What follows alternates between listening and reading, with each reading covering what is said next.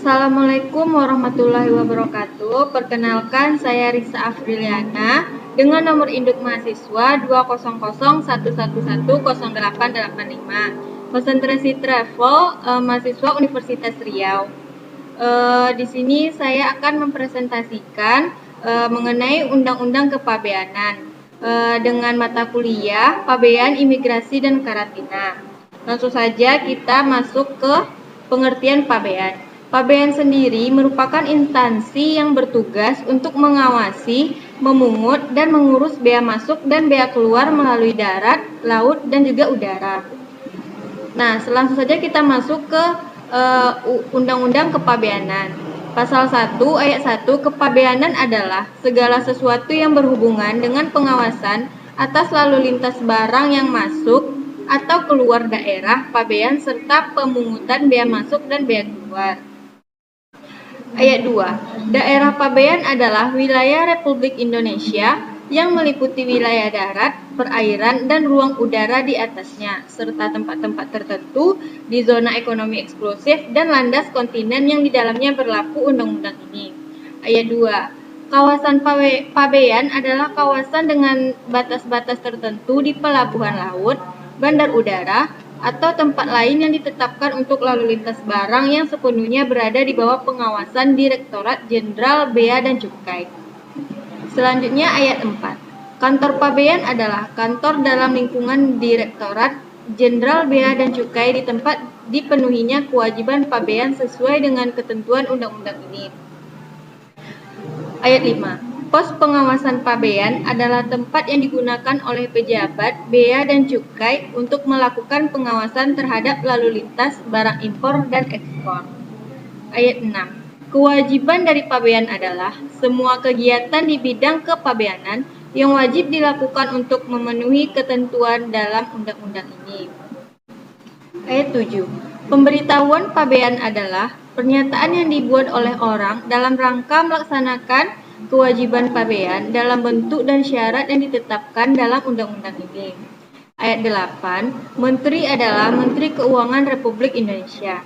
Ayat 9. Direktur Jenderal adalah Direktur Jenderal Bea dan Cukai. Ayat 10. Direktorat Jenderal Bea dan Cukai adalah unsur pelaksana tugas pokok dan fungsi Departemen Keuangan di bidang kepabeanan dan cukai. Nah, itulah pasal 1 dengan ayat-ayatnya. Selanjutnya kita masuk ke pasal 2. Ayat 1, barang yang dimasukkan ke dalam daerah pabean diperlakukan sebagai barang impor dan terutang bea masuk. Ayat 2, barang yang telah dimuat di sarana pengangkut untuk dikeluarkan dari daerah pabean dianggap telah diekspor dan diberlakukan sebagai barang ekspor. Ayat 3, barang sebagaimana dimaksudkan pada ayat 2 bukan merupakan barang ekspor dalam dapat dibuktikan bahwa barang tersebut ditujukan untuk dibongkar di suatu tempat dalam daerah pabean. Selanjutnya ada pasal 2A, ayat 1, terhadap barang ekspor dapat dikenakan bea keluar. Ayat 2, bea keluar dikenakan terhadap barang ekspor dengan tujuan yaitu yang pertama, menjamin terpenuhinya kebutuhan dalam negeri, yang kedua, melindungi kelestarian sumber daya alam, yang ketiga, mengantisipasi kenaikan harga yang cukup drastis dari komoditi ekspor tertentu di pasaran internasional. Selanjutnya, menjaga stabilitas harga komoditi tertentu di dalam negeri. Ayat 3. Ketentuan mengenai pengenaan bea keluar terhadap barang ekspor sebagaimana dimaksudkan pada ayat 1 diatur lebih lanjut dengan peraturan pemerintah. Lanjut ke pasal 3, ayat 1, terhadap barang impor dilakukan pemeriksaan pabean.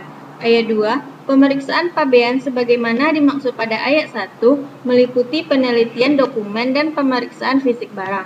Ayat 3, pemeriksaan pabean sebagaimana dimaksudkan pada ayat 2 dilakukan secara selektif.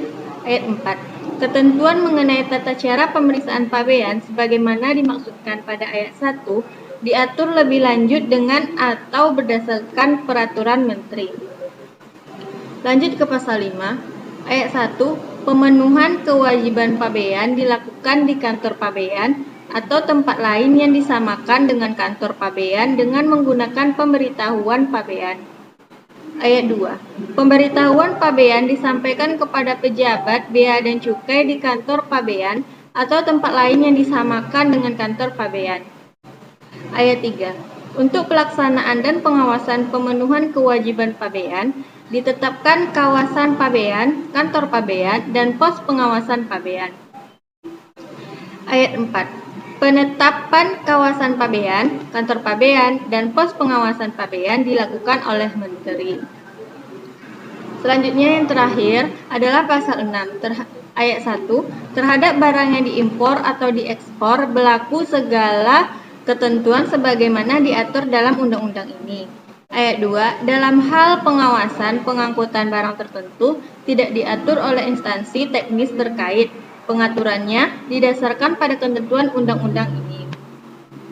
Baiklah, hanya sampai pasal 6 yang akan saya presentasikan. Karena UU tentang kepabeanan sangat banyak, jadi saya mempresentasikan sampai pasal 6. Sekian dari presentasi saya. Lebih dan kurang saya mohon maaf. Assalamualaikum warahmatullahi wabarakatuh.